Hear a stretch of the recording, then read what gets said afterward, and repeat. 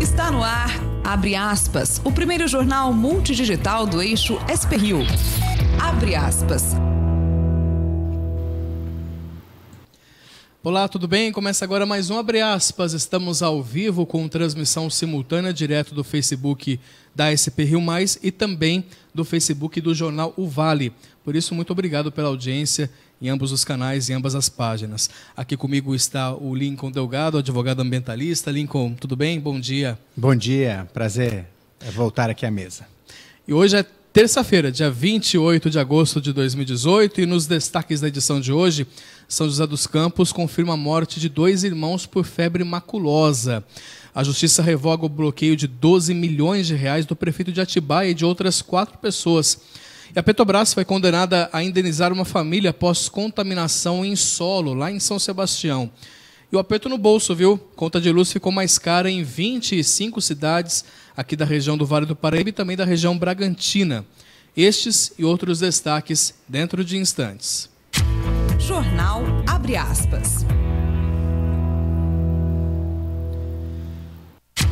Jornal Abre Aspas. Tornando aqui com o Jornal Abre Aspas, na edição desta terça-feira, mais uma vez agradecendo a sua companhia, a sua audiência. Lembrando que sempre a partir das 7h30 da manhã, nós estamos ao vivo pelas páginas do Facebook da SP-Rio+, e também do Jornal Vale. Você também acompanha online a programação via aplicativo que você baixa e instala gratuitamente aí no seu celular, no seu tablet. E após o jornal, o conteúdo na íntegra está no nosso site, spriomais.com.br. A gente começa a edição de hoje do Jornal Abre Aspas com o comentário do jornalista José Guilherme Ferreira.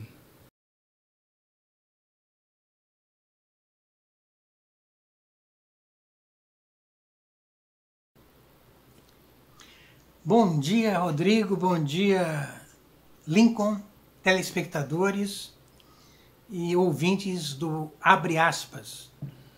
Vocês sabiam que já existem influenciadores digitais fakes? Pois é, o nome do governador do Piauí, Wellington Dias, candidato à reeleição, ganhou nos últimos dias apoios na internet de gente que de uma hora para outra passou a elogiar a sua gestão, a colocá-lo nas alturas. Gente bem de fora da sua área de atuação. A suspeita de que uma empresa contratou esses influenciadores para fazer campanha eleitoral disfarçada. O petista jura que faz tudo dentro da lei e que não tem culpa que outros brasileiros de outros estados gostem do seu trabalho. Isso que é bom mesmo, que essas impressões se multipliquem. Mas, governador, é preciso fazer tudo dentro da lei, não é mesmo? A Procuradoria Eleitoral do Piauí vai abrir procedimentos, ainda não é uma investigação, para analisar o caso. Como se sabe, há uma resolução do Tribunal Superior Eleitoral que veda a veiculação de qualquer tipo de propaganda eleitoral paga na internet, excetuando o impulsionamento de conteúdos, desde que identificado de forma inequívoca e contratado exclusivamente por partidos políticos, coalizões, candidatos ou seus representantes. Internautas, alguns deles se sentindo enganados depois do recrutamento para uma atividade eminentemente partidária, passaram a acusar o governador de pagar uma agência que contratava pessoas para divulgar mensagens positivas a seu respeito. A prática é ilegal, configura propaganda irregular e até caixa 2. A presidente nacional do PT, a senadora Gleisi Hoffmann, afirmou que o partido também está averiguando as informações. Existem muitos tipos de influenciadores em redes sociais. Os mais cortejados são aqueles que construíram um bloco de fãs em crescimento constante, é fruto de inventividade, carisma, humor. Há ainda aqueles analistas e filósofos de plantão pronto a dar verdadeiras aulas, sem contar os religiosos. Pois agora há os influenciadores digitais fakes, criados por uma empresa de marketing digital, com um clique. Com um clique só não, né? Com um clique e algum dinheiro. Eu volto amanhã. Muito bem, está aí agradecendo a participação do Zé Guilherme, que retorna amanhã com os comentários aqui na SP Rio Mais, aqui junto com o Jornal Vale. E o Lincoln, uma coisa interessante essa questão do Wellington, desse governador lá do Piauí, porque assim, como o Zé Guilherme bem comentou, é crime, né, você fazer esse tipo de campanha sem que haja a identificação. Então, a pessoa que, por exemplo, você pode muito bem fazer campanha para seu candidato, você como influenciador digital, né? Esse termo influenciador digital é um pouquinho controverso, mas enfim, tem muita gente que usa-se da internet e tem seguidores que podem influenciar aí nas suas decisões. Mas tem que deixar bem claro, né? Uma hashtag colocando justamente, identificando que aquele post é um post pago, é um post que você está recebendo para poder fazer campanha para algum candidato. O que não aconteceu, né, nesse caso, está sendo apurada aí essa investigação com relação a uma agência de comunicação lá de Minas Gerais, que teria influenciado na campanha, né, do governador do Piauí. Ou seja, a gente tem que ficar muito atento. Essas eleições serão umas eleições bem diferenciadas por conta desse boom da internet e também do que é fato, do que é fake, né? É muito importante a gente ficar bem atento com isso. Em algumas redes sociais a gente vê a palavrinha patrocinado, bem discreta até, às vezes você passa batido por ela. O problema é que uma vez feita a notícia, uma vez feito o vídeo e visto e viralizado, né, Rodrigo? Acontece o quê? É um caminho quase que sem volta. Se espalha por milhares de pessoas e quando há uma errata, quando verifica que o vídeo não é verdadeiro, ou foi tendencioso, ou foi patrocinado, a notícia já correu o mundo. É complicado, é sempre bom verificar a fonte daquela notícia que está circulando. Eu mesmo procuro verificar a fonte, mas eu vejo gente instruída, gente que não quer fazer por má fé, acaba passando para frente vídeos desse tipo. Cuidado com os grupos de WhatsApp das famílias, né? Nesses lugares também que a gente acaba recebendo muita coisa que não é verdadeira, né?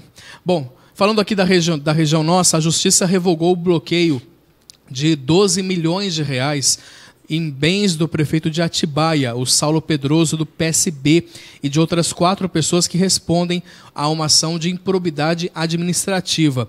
O valor havia sido bloqueado em julho deste ano, a pedido do Ministério Público, que denunciou a compra irregular de materiais escolares. O valor da indisponibilidade foi calculado sobre o valor estimado do prejuízo, de 4 milhões da licitação, multiplicados por 3 como multa pela irregularidade, totalizando aí 12 milhões e 100 mil reais. Após o bloqueio, o prefeito, os 2 servidores citados na ação e os 2 representantes da empresa recorreram da decisão, que foi revertida. Para o desembargador Fernão Borba Franco, as especificações não são elementos suficientes para a alegação de direcionamento. O desembargador ainda afirma que, como os itens comprados foram entregues aos alunos, não houve prejuízo ao patrimônio que justificasse a indisponibilização dos bens dos citados no caso. Em nota, a Prefeitura informou que o certame foi feito respeitando a lei, que zela pela legalidade e eficiência na administração pública. Até o momento, o Ministério Público não se manifestou se irá recorrer dessa decisão. A Justiça também determinou que uma família de São Sebastião, aqui no litoral norte de São Paulo, seja indenizada em 50 mil reais por danos morais causados pela Petrobras por um descarte irregular de resíduos químicos próximo da casa em que moravam. De acordo com a ação, a contaminação no bairro do Itatinga aconteceu por conta de descarte irregular de resíduos químicos derivados do petróleo. Segundo a advogada da família, a Bruna Mello, que atua em favor da família, né, a Bruna Mello, ela informou que cerca de 10 famílias tiveram que deixar a área em 2007. No processo, a Petrobras se defendeu alegando que a situação enfrentada pela família configura em, abre aspas, mero aborrecimento incapaz de causar danos morais, fecha aspas. A Petrobras não comentou se irá recorrer dessa decisão. Isso aconteceu em 2007. E a justiça é muito rápida aqui no Brasil, né? E só agora que tomou essa decisão aí, após esse tanto tempo aí, multando então a Petrobras, pedindo, né, para que a Petrobras seja indenizada, aí, a família seja indenizada em R$50 mil. Rodrigo, o problema é que muitas vezes é uma contaminação silenciosa, contamina o solo, contamina a água, aquelas pessoas que vivem de poços, né, vivem de água ali, de água subterrânea, muitas vezes estão tomando uma água contaminada e não sabem. Então é um problema de saúde pública, é um problema material e moral, sim, por que não? Se investigado e verificado que aquela área está contaminada, deve sim ter uma indenização. E são dezenas e dezenas de áreas contaminadas no Vale do Paraíba, pouca gente sabe disso. Falando sobre a questão do Bosque da Tivoli, a juíza Laís Helena Jardim, da 2ª Vara da Fazenda Pública aqui de São José dos Campos, ela considerou ilegítima a autoridade do vereador Sérgio Camargo, do PSDB, em mover mandado de segurança contra o corte de árvores no Bosque da Tivoli, aqui na região da Betânia, na Vila Betânia, região central aqui da cidade. Trata-se da mesma magistrada que, em 9 de março deste ano, atendeu o pedido de liminar do vereador e suspendeu o corte de árvores no terreno que é da Fênix Incorporadora e Construtora, que faz parte do grupo Marcondes César. A empresa obteve autorização da CETESB para cortar essas 430 árvores e construir um estacionamento numa área de 8.600 metros quadrados.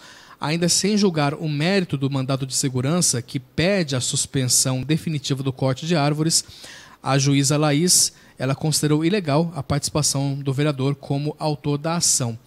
Ela apontou na decisão, abre aspas, por todo o até aqui exposto, a despeito de ampla legitimidade para a propositura das ações coletivas, tais quais o mandado, né, de segurança coletivo, forçoso reconhecer a ilegitimidade ativa ad causam do impetrante, motivo pelo qual dou por prejudicado o pedido. No entanto, fecha aspas, né, esse é o trecho da decisão dela, no entanto, a juíza ela permitirá que um órgão colegiado assuma o mandado de segurança, como explicou ainda na sentença. Está aí a situação do Bosque da Tivoli que vai se arrastando, né?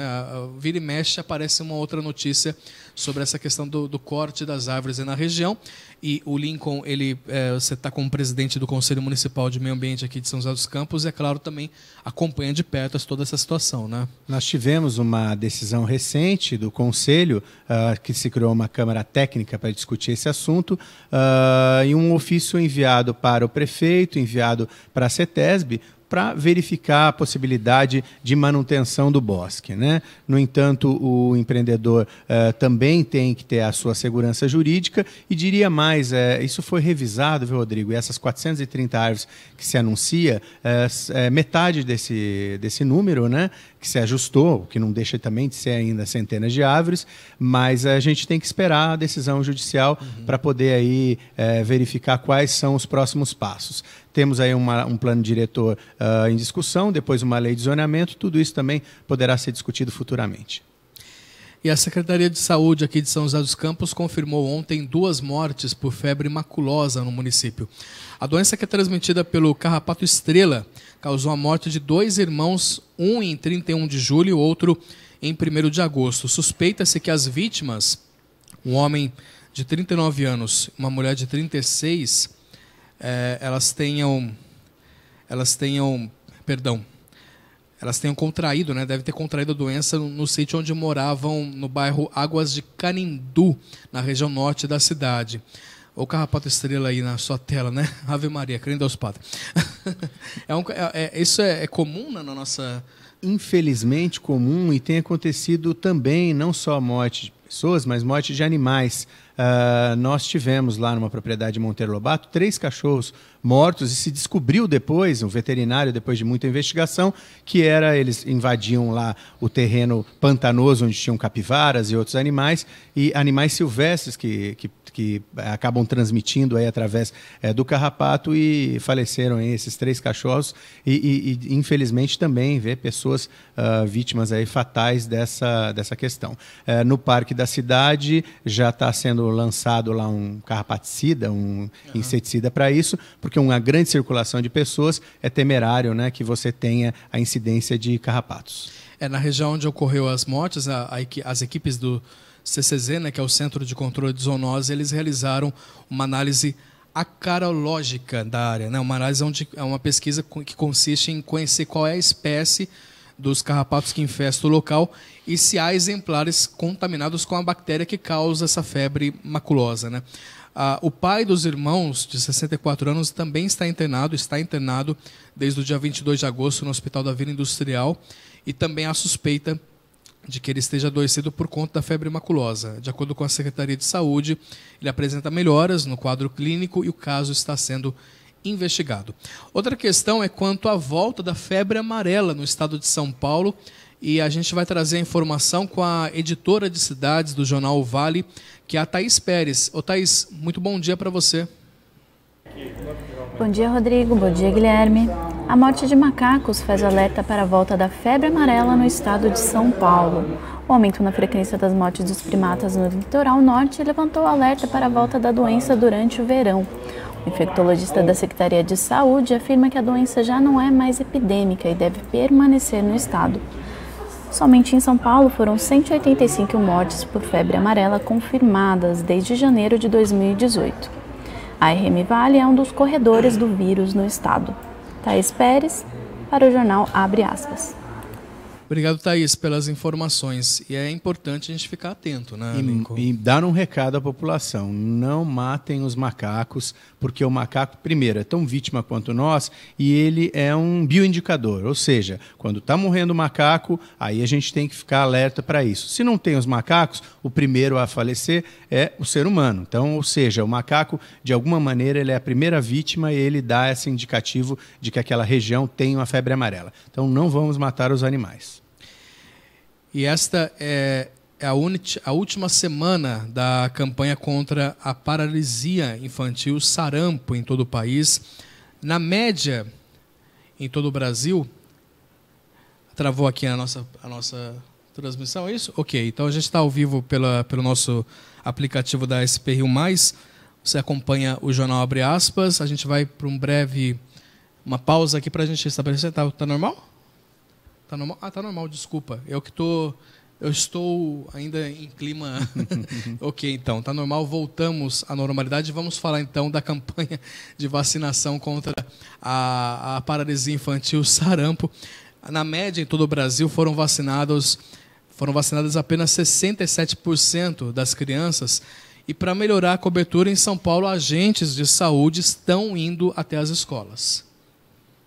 Bárbara tem 4 anos e tomou a vacina na escola onde estuda, na zona leste de São Paulo. Uma amiga minha, que ela não imunizou o filho dela pequenininho, então ele contraiu uma doença, menos de 2 meses ele teve que tomar todas aquelas vacinas. Para a Secretaria de Saúde, a vacinação é importante, pois evita o retorno de doenças já erradicadas do Brasil, como a poliomielite. Além da gotinha contra pólio, a campanha oferece nas escolas a vacina tríplice, que garante proteção contra a cachumba, rubéola e o sarampo, considerado eliminado do país em 2016 pela Organização Mundial da Saúde. Essa é a última semana da campanha e o índice de cobertura no estado de São Paulo ficou em 68% das crianças de 1 a 5 anos incompletos. Em todo o país, na média, foram vacinadas cerca de 67% das crianças. A meta é chegar a 95%. O Amapá foi o estado que mais imunizou, seguido de Rondônia. Entre os estados com menor cobertura estão o Rio de Janeiro, que imunizou praticamente metade das crianças, o Pará, com cerca de 53% para as 2 vacinas, e o Distrito Federal, com pouco mais da metade das crianças vacinadas. Tanto a polio, né, a paralisia infantil, ela pode voltar, porque tem casos em outros países, na África, e o sarampo também, tem casos até no Brasil, no norte, então é muito importante que as pessoas levem as crianças para vacinar por conta disso. Com a ajuda da escola, a Ellen já fez a parte dela. A Bárbara já está protegida. Para mim, se eu pudesse imunizar de todas as doenças do mundo, ela com certeza seria imunizada.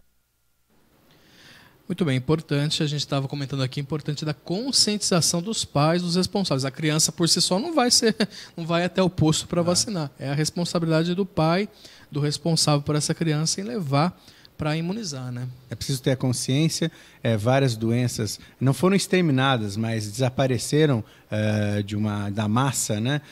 E os pais então relaxaram, principalmente os pais mais jovens que não conheceram aí sarampo, cachumba, rubéola e uma série de doenças, não pode. A gente tem que fazer uma prevenção e vacinar as nossas crianças. Deixa eu mandar um abraço aqui para o Paulo Gonçalves, Marinete Ribeiro, que está acompanhando aqui online a gente. Também Gláucia Guiba, João Veloso, enfim, alguns já se manifestando aqui nos nossos comentários. Pode deixar seu comentário aí na transmissão ao vivo, né? Até sugestões de pautas para a gente poder fazer. Enfim, fique à vontade. Aqui a gente sempre recebe essa interação aqui, tá bom? A gente vai para um breve intervalo. Na sequência a gente fala do tempo e aí vai ficar esse friozinho ou não na nossa região. E também a gente continua com informações nacionais e regionais. Jornal Abre Aspas.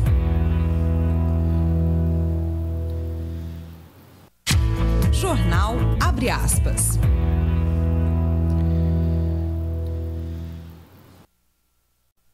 Muito bem, retornando aqui com o Jornal Abre Aspas, na edição desta terça-feira, e vamos saber como é que fica o tempo. A expectativa é que o tempo comece a esquentar agora. Domingo teve aquela quebra, aquela virada de tempo, esfriou bastante aqui na nossa região. Ontem também a gente teve aquele friozinho, hoje já está a menos, mas ainda permanece o friozinho. Caio Souza, como é que vai ficar a situação do tempo aqui na região, Caio? Fala aí. Fala, Rodrigo Fernandes, e as condições do tempo tendem a melhorar nesta terça-feira em todas as cidades do Vale do Paraíba, Alto Tietê, no litoral norte, na Serra da Mantiqueira e também na cidade de São Paulo. Nós teremos hoje uma circulação de ventos que sopram do oceano aqui para o continente e vão trazer bastante umidade, que favorece até as condições de formação de nuvens. Mas o sol já começa a aparecer com uma maior frequência e durante a tarde as temperaturas se elevam e estarão bem mais altas do que ontem. A máxima prevista aqui na região do Vale do Paraíba é de 23 graus. Já na capital paulista, a máxima chega aos 21, na Serra da Mantiqueira aos 15 e no litoral norte fica um pouco mais nublado, a máxima não deve passar dos 19 graus. As chances de chuva hoje são bem pequenas e se concentram mais na porção litorânea aqui da nossa região. Só adiantando um pouco as condições do tempo na sequência da semana, a tendência é de melhora, com redução da nebulosidade e aumento gradativo das temperaturas, principalmente na parte da tarde, sem previsão de chuva. Caio Souza, direto da Sala de Operações do Tempo Vale, para o Jornal Abre Aspas. Obrigado, Caio, pelas informações. Muito bem. Vamos falar sobre o mercado financeiro, os indicadores econômicos. O dólar comercial fechou ontem em queda de 0,56%, cotado a 4,81 na venda, na segunda baixa seguida. Na sexta-feira, a moeda havia caído 0,45%, mas terminou a semana com uma valorização acumulada de 4,85%. Já o dólar para turistas, o valor encerrou vendido a 4,24, com desvalorização negativa de 2,79%. O Ibovespa, que é o principal índice da Bolsa Brasileira, fechou em alta de 2,19%. É o segundo avanço consecutivo da Bolsa, que subiu 0,83% na sexta-feira, como você acompanha aí na sua tela os números tanto da Bovespa como também dos demais outros indicadores. Os investidores eles estavam mais otimistas, né, com o cenário externo após os Estados Unidos e o México chegarem a um pacto sobre o Acordo de Livre Comércio da América do Norte, o NAFTA, né? As negociações com o Canadá devem começar de imediato, com a expectativa de um acordo final ainda nessa semana. Além disso, o mercado ainda repercutiu o discurso do chefe do Banco Central lá dos Estados Unidos, o Jerome Powell, que afirmou na sexta-feira que a entidade mantém sua política de aumento de juros aos poucos. Uma alta mais acelerada aí dos juros nos Estados Unidos poderia atrair para lá recursos aplicados hoje em outras economias como a brasileira. No Brasil, os investidores continuam monitorando, a cena eleitoral local com a expectativa de maior exposição dos candidatos à presidência, principalmente com o início da campanha eleitoral, que começa agora na televisão e no rádio na próxima sexta-feira. Alguns candidatos têm se posicionado mais energéticos com relação ao mercado e é natural que isso também movimente as bolsas, o dólar, enfim, tudo isso acaba movimentando. Você vê que é um conjunto, de fatores, que às vezes o candidato não se posiciona tão abertamente ao mercado, você tem candidatos um pouquinho mais ferozes, mais energéticos com relação ao mercado, e aí acaba influenciando nos resultados aí na Bolsa. Tem que ter os acordos bilaterais, pelo menos, O Trump às vezes quer se isolar, mas ele vê que não há condições disso. Ele tem que participar não só dos acordos ali com o NAFTA, com o México e com o Canadá, mas se abrir também para a Europa e para os mercados asiáticos. Não é possível hoje mais você viver isolado e o Brasil também tentando compor aqui uma nova linha de pensamento junto à América Latina. E desde ontem, aposentados e pensionistas do INSS começam a receber a primeira parcela do 13º. Começaram a receber a primeira parcela do 13º salário, junto com o benefício de agosto. O pagamento será de até metade do valor do benefício e não haverá desconto de imposto de renda. Os pagamentos vão até o dia 10 de setembro e a data em que cada beneficiário receberá varia de acordo com o valor e com o número final do benefício, excluindo-se aí o dígito. A gente vai dar alguns exemplos aí na sua tela. Por exemplo, para quem ganha até um salário mínimo, o final do benefício o final do benefício for 1 recebeu, portanto, ontem. Já hoje recebe o final de benefício 2 e assim segue até o dia 31 com o final do benefício 5. Já no dia 3 de setembro recebem os finais com benefício 6 e assim por diante, também até o final 0, que irá receber no dia 10 de setembro. Já para quem ganha acima de um salário mínimo, os valores serão depositados a partir do dia 3 de setembro, começando com os finais 1 e 6, depois no dia 4 para finais 2 e 7, no dia 5 finais 3 e 8 e 6 de setembro para os finais 4 e 9. Aí se encerra o pagamento com os finais 5 e 0 no dia 10 de setembro. De acordo com o INSS, ao todo 37 milhões e 400 mil pessoas vão receber a primeira parcela do 13º, totalizando mais de 63 bilhões de reais. Bom, voltando agora com as informações direto da redação do Jornal Vale, o editor de economia, o Xandu Alves, ele traz mais detalhes sobre as mais recentes pesquisas, a mais recente pesquisa de empregos aqui na nossa região. Xandu, é com você. Amigos e amigas, SP Rio Mais e Jornal, abre aspas, Jornal Vale. As carreiras que mais geraram vagas no Vale Paraíba, neste ano possuem baixo salário. Das 10 profissões que mais empregaram na RM Vale entre os meses de janeiro e julho deste ano, 9 ganham menos do que 2 salários mínimos, hoje no valor de R$ 1.908, em razão da baixa qualificação exigida para exercer o ofício. A única categoria com vencimento acima de 2 mínimos é a de mecânico de manutenção, que possui uma média salarial de R$ 1.964,32, o que equivale a 2,06 salários mínimos. Porém, essa categoria foi a última do top 10 a gerar mais vagas de emprego, foram 240 em 7 meses. O levantamento foi feito com base nos dados do CAGED, do Ministério do Trabalho. O segundo melhor salário desse grupo de 10 profissões é o de professor, com média de R$ 1.852,55 e 945 vagas abertas de janeiro a julho deste ano. O terceiro é o de técnico de enfermagem, que pagou uma média de R$ 1.557,94, equivalente a 1,63 salário mínimo, e gerou 379 empregos nos 7 primeiros meses deste ano. É isso, um abraço a todos. Xandu Alves para o Jornal Abre Aspas. Pelas informações, aliás, é capa, me permite aqui, ô Lincoln, é capa aqui a manchete, né? O top 10 do emprego tem salário inferior a 2 mínimos no Vale, né? 9 das 10 profissões que mais abrem vagas na RM Vale pagam vencimentos inferiores a 2 salários mínimos, diz aí o CAGED, que é o Cadastro Geral de Empregados e Desempregados do Ministério do Trabalho. Tá aí a situação. Mais empregos é sempre uma boa notícia. Infelizmente, não está abrangendo aí toda a classe de trabalhadores. Atenção, você motorista, até o final do ano, motoristas de todo o país terão acesso à versão digital do certificado de registro e de licenciamento de veículos. A versão digital possui as mesmas informações que as presentes no documento impresso e poderá ser acessado no mesmo aplicativo da CNH, a Carteira Nacional de Habilitação Eletrônica, que desde abril é oferecido em todo o território nacional. Uma novidade é que o certificado virtual poderá ser compartilhado por mais de um condutor em celulares diferentes. Os proprietários de veículos registrados no Distrito Federal vão ter acesso primeiro a essa versão. A previsão é que o documento seja gradualmente implantado pelos DETRANs dos demais 26 estados ao longo dos próximos meses, até 31 de dezembro. Vamos falar de eleições 2018, comentando aí da agenda dos candidatos ao governo do estado de São Paulo, começando pelo candidato do PSB, o Márcio França, que esteve aqui na região do Vale do Paraíba.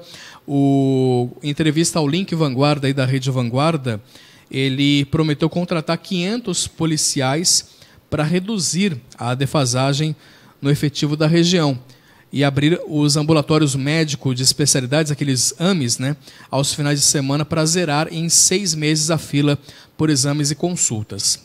Já o candidato do PSDB ao governo do estado, João Dória, afirmou que irá ampliar o Corujão da Saúde para outras cidades do estado, caso seja eleito. O modelo foi implantado na Prefeitura de São Paulo durante a gestão dele como prefeito, né, para diminuir a fila dos exames de imagem. Já o candidato do MDB, o Paulo Scaff, foi entrevistado pela TV TEM, que é a afiliada da Rede Globo na região de Sorocaba.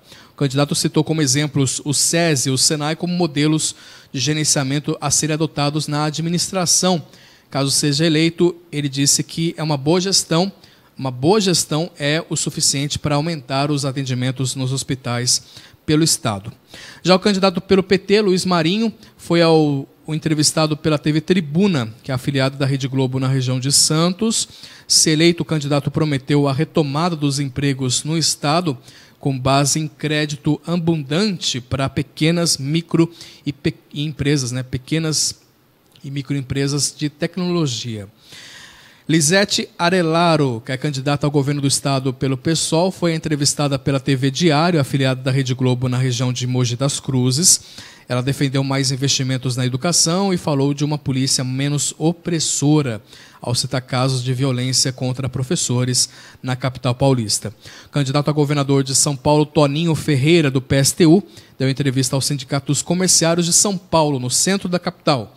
Ele prometeu deixar de pagar a dívida pública. Segundo o candidato, só assim será possível viabilizar as suas propostas. Aí um panorama dos candidatos ao governo do estado de São Paulo. Algum destaque aí que você queira comentar, Nico? Eu acho que é importante sempre a gente frisar que cada um tem um tempo, né, de participação que a gente coloca aqui, mas é importante o eleitor estar atento aí com essas propostas. Até então, propostas que estão sem, eu não sei, está faltando um pouquinho mais de embasamento nas propostas dos candidatos, eu não sei. A minha visão é que está muito ainda no oba-oba de ficar, enfim, às vezes até criticando governos passados ou enaltecendo a própria gestão, a própria vida e deixando de lado algumas propostas de fato concretas, né? A gente precisa de propostas concretas. Campanha curta, né? Um curto espaço de tempo para a exposição. A mais vantagem é aqueles que já estão na rodagem há um bom tempo, já estão na política. No entanto, a gente só vai aprofundar um pouquinho mais as propostas quando começar a televisão a passar aí os candidatos as suas propostas e a gente ter os debates também mais finalizados, principalmente na boca aí das eleições. Por enquanto, é mais um falatório do que propriamente propostas, né, Rodrigo? Infelizmente. Falando agora da corrida presidencial. Ontem, pela noite, o candidato do PDT, Ciro Gomes, esteve no Jornal Nacional da TV Globo. Ciro Gomes se mostrou surpreendido quando perguntado sobre o apoio ao presidente do PDT, o Carlos Lupe. O William Bonner, né, que é o apresentador do Jornal Nacional, ele afirmou que Lupe é réu e perguntou se Ciro não se contradiz ao dizer que o político fará parte de seu governo, ao mesmo tempo em que critica o presidente Michel Temer se aliar a políticos réus. A surpresa de Ciro foi o desconhecimento sobre a condição de réu de Carlos Lupe, o que Bonner assegurou. O candidato, mesmo assim, disse confiar cegamente no correligionário. Lupe é réu em uma ação civil na Justiça Federal do Distrito Federal por improbidade administrativa. Já o candidato do PSL à presidência, o deputado Jair Bolsonaro, ele esteve no Rio de Janeiro gravando para o seu programa eleitoral e comparou o ex-presidente Lula aos líderes de facções criminosas, como o PCC e o Comando Vermelho, por comandar o PT de dentro da prisão. Bolsonaro, que lidera as pesquisas no cenário sem Lula, deu a declaração ao ser questionado se gostaria de enfrentar o petista em um eventual segundo turno. Bolsonaro disse que vai para a eleição respeitando a legislação e a lei da ficha limpa, numa alusão ao ex-presidente que deve ter sua candidatura barrada pelo TSE por ter sido condenado em segunda instância. A candidata da Rede, Marina Silva, esteve sendo entrevistada na Record TV. Marina defendeu o poder de atuação do Estado para garantir que empresas privadas paguem os mesmos salários para homens e mulheres que tenham a mesma função e as mesmas competências. De acordo com Marina Silva, em seu governo, um dos papéis do Ministério do Trabalho será fiscalizar as empresas para corrigir essa dificuldade. Ela disse que ainda há estudos e pesquisas que demonstram que no Brasil se pagam salários de até 30% menores para mulheres em cargos semelhantes aos dos homens. Já o candidato Henrique Meirelles participou de uma sabatina na TV Brasil. O candidato do MDB propôs criar um programa de renegociação de dívidas para as pessoas físicas, como já foi feito para as empresas. Ele não detalhou sua proposta, mas se disse comprometido com a diminuição dos juros e aumento do crédito para que as pessoas possam sair da bola de neve das dívidas. Para isso, defendeu o candidato, o país deve voltar a crescer e a gerar empregos. Meirelles disse ter credibilidade, inclusive no exterior, para manter o dólar estável e assegurar investimentos estrangeiros e crescimento econômico. Por fim, o candidato Geraldo Alckmin, do PSDB, fez campanha na cidade de Pelotas, no Rio Grande do Sul. Tucano afirmou que, se eleito, investirá com a iniciativa privada em obras de infraestrutura, de transportes, a fim de gerar empregos. Em Pelotas, o Tucano também classificou o agronegócio como um polo dinâmico da economia. Alckmin afirmou ainda que para se ter investimento é preciso confiança na economia do país e defendeu, sem dar detalhes, de uma política fiscal mais severa e a redução dos juros. Urna eletrônica e a caixa de Pandora. A relação entre os dois objetos, no comentário do editor-chefe do jornal Vale, Guilherme Codazzi.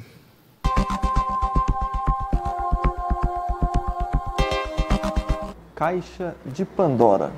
Conta a mitologia grega que Pandora foi a primeira mulher criada por Zeus e criada como um castigo a Prometeu. Prometeu havia criado os primeiros homens que habitaram o planeta Terra e, contrariando as ordens de Zeus, havia compartilhado com eles o fogo, que originalmente deveria ficar restrito ao Olimpo.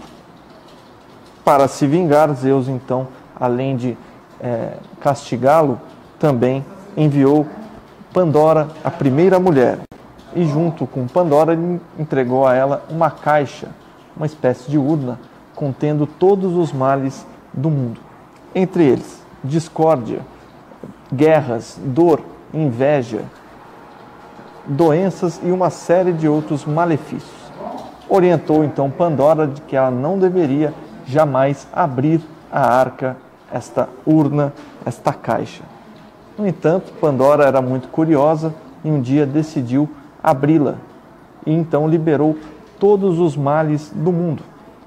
No entanto, um deles ela ainda conseguiu guardar na caixa. Era a esperança. É o que conta a mitologia grega. A caixa de Pandora também é conhecida como urna sagrada. Falando em urna, temos agora o período eleitoral, em que temos ouvido muitas promessas dos candidatos a cargos como presidente, governador, deputado e senador, em um período em que muitos malefícios têm se manifestado no ambiente político. Temos visto escândalos sucessivos de corrupção, falta de confiança do eleitor brasileiro diante de uma estrutura totalmente sucateada e fisiológica na política. Então, temos visto aí todos os males do mundo se manifestando no ambiente político. No entanto, assim como no caso da Caixa de Pandora, resta ainda a esperança. E ela só pode vir da urna, ela só pode vir do voto.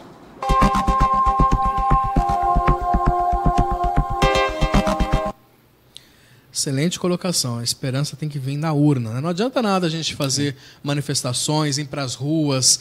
Até uma interessante uma colocação que muita gente fazia, que muitas vezes você vai para a urna como um cavalão, como um cara, né, um leão, e vai com um burrinho lá votar, né, na eleição, diante da urna. Então não adianta nada, tem que estar condizente aí com o discurso, tanto esse discurso que você faz, né, nas redes sociais, pela internet ou em manifestações, tem que estar condizente com o que você vai votar ali, expressar seu voto na urna. E não se omitir, né, ir às urnas mesmo, porque a abstenção nas últimas eleições já foi muito grande. Sim. E essa se desenha dessa forma também, mas o sujeito que não vai às urnas, ele depois não pode também reclamar de um candidato que está lá comandando a sua vida. Então é preciso comparecer de forma democrática, colocar sua opinião dentro das urnas e a gente esperar que o Brasil possa ter um cenário diferente a partir de outubro. Muito bem, vamos falar de esportes agora. Quem vai trazer os destaques aí do esporte é o Ail Marques. Ail, muito bom dia para você. Olá, Rodrigo, muito bom dia a todos que acompanham a SP Rio+. Olha, vamos começar falando aí da Série C do Campeonato Brasileiro, que ontem teve o seu último semifinalista definido. O Cuiabá foi ao Acre e empatou em 2-2 com o Atlético do Acre, e com esse resultado, já que tinha vencido em Cuiabá por 2-0, chega à semifinal e é mais uma equipe a subir aí para a Série B do Campeonato Brasileiro no ano que vem. Destaque também nesta segunda-feira para a vitória do Curitiba fora de casa pela Série B, quebrando aí um jejum de 6 partidas sem vitória na competição. O Curitiba foi até Pelotas e venceu o Brasil de Pelotas. Destaque ainda também para o basquete internacional. Manu Ginóbili, talvez o maior jogador da América de todos os tempos, o maior jogador latino-americano de todos os tempos, talvez esteja aí terminando a sua carreira. Ele anunciou que vai parar aos 41 anos, ele que foi 4 vezes campeão com o San Antonio Spurs na NBA, foi campeão olímpico em 2004 com a seleção argentina, batendo os Estados Unidos na semifinal, foi também campeão europeu, foi medalha de bronze em Pequim 2008 e vice-campeão mundial com a seleção argentina. Ou seja, uma linhagem de conquistas aí absolutamente sensacional para Manu Ginóbili, que era diferenciado de fato. E com isso, já há quem diga lá nos Estados Unidos que ele estará no Hall da Fama. Terá que esperar por 5 anos, quando passa o período para que ele possa ser escolhido aí e chegar ao Hall da Fama do basquete norte-americano. E sem dúvida nenhuma deverá estar lá por todas as conquistas e por tudo que jogou e representou para o basquete argentino. Bem, no surf, Gabriel Medina já está lá na Califórnia treinando para a próxima etapa do Mundial, que começa no dia 6. Ele que venceu em Teahupo já está se preparando em piscinas. Isso mesmo, já que a próxima etapa vai ser na piscina artificial, no mar artificial, nas ondas artificiais de Kelly Slater. É a nova sensação aí da etapa do Mundial de 2018, já que até o ano passado somente em ondas naturais. Desta vez teremos ondas artificiais também valendo pontos para o Mundial. Lembrando que Gabriel Medina está a pouco mais de 6 mil pontos, é o segundo colocado no ranking, que é liderado por outro brasileiro. É uma batalha aí entre as cidades de São Sebastião e Ubatuba. O Felipe Toledo, líder do ranking de Ubatuba, e Gabriel Medina de São Sebastião. É o litoral norte paulista mostrando a sua força no surf mundial. E o Brasil também tem outros nomes aí brigando pelas primeiras colocações do ranking. É sem dúvida nenhuma a tempestade brasileira aí dentro do surf mundial. E o Brasil deverá dominar aí por muitos anos, já que mudou realmente o patamar do surf brasileiro desde que Gabriel Medina conquistou em 2014 o seu primeiro título mundial. Depois tivemos o Adriano de Souza, o Adrianinho Mineirinho, também conquistando o seu título. Bem, são os destaques aí para esta terça-feira, viu, Rodrigo? Só lembrando que o Richarlison foi convocado para a seleção brasileira para os amistosos nos Estados Unidos, no lugar do Pedro, centroavante da equipe do Fluminense, que acabou sendo cortado por conta de uma lesão no joelho.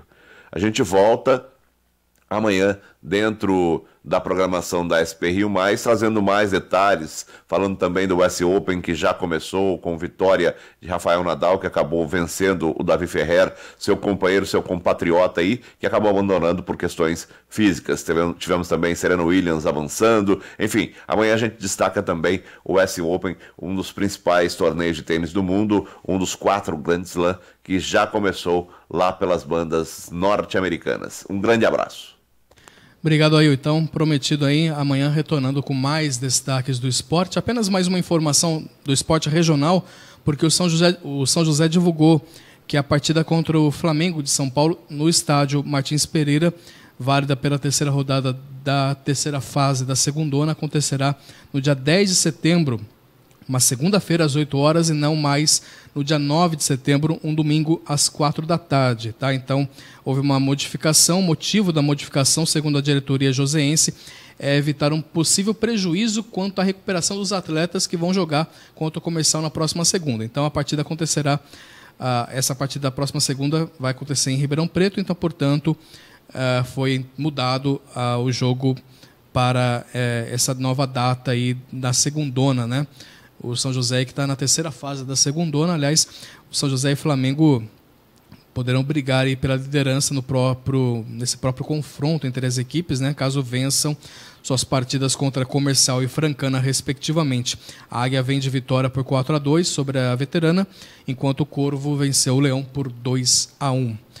Tudo bem, São José não está tão bem assim, mas a gente tem que transmitir, vá ao estádio, incentivar a Águia. Eu sou de Taubaté, então eu também puxo sardinha para o Burrão. Da Central. Né, o Burrão está lá também, está torcida forte, enfim, vamos nos unir, incentivar. Vá você, joseense, incentivar o seu time aí, vá ao estádio do Martins Pereira acompanhar a partida.